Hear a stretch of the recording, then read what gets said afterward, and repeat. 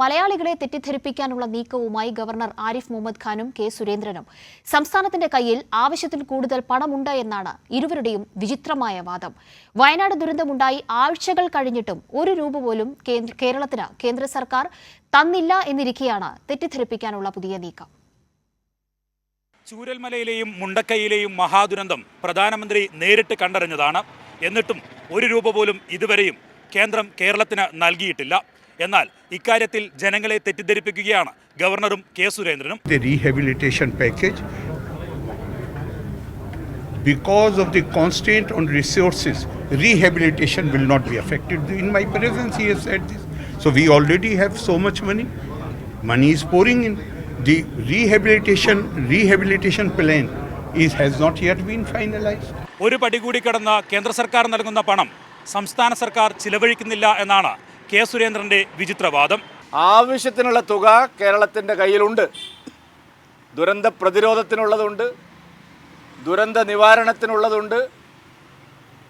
അടിയന്തര ഘട്ടങ്ങളിൽ ചെലവഴിക്കാൻ ഓരോ പണത്തിൻ്റെ ദൗർലഭ്യവുമില്ലാതെ ചെലവഴിക്കാനുള്ള കാശ് സംസ്ഥാന ഗവൺമെൻറ്റിൻ്റെ കയ്യിലുണ്ട്.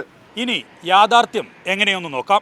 26,000 കോടി സംസ്ഥാനത്തിന് നഷ്ടമുണ്ടായ 2018 പ്രളയത്തിൽ കേരളം ആവശ്യപ്പെട്ടത് 6,000 കോടി രൂപ. കേന്ദ്ര സർക്കാർ നൽകിയത് 2,904 കോടി രൂപ മാത്രം.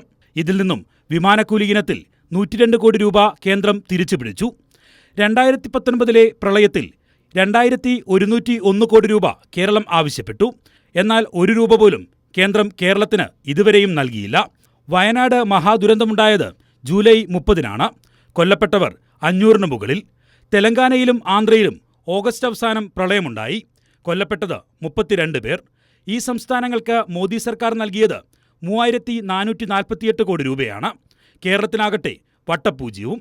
ഈ കണക്കുകൾ BJPയുടെ കേരള വിരോധം തുറന്നു കാട്ടുന്നതാണ്.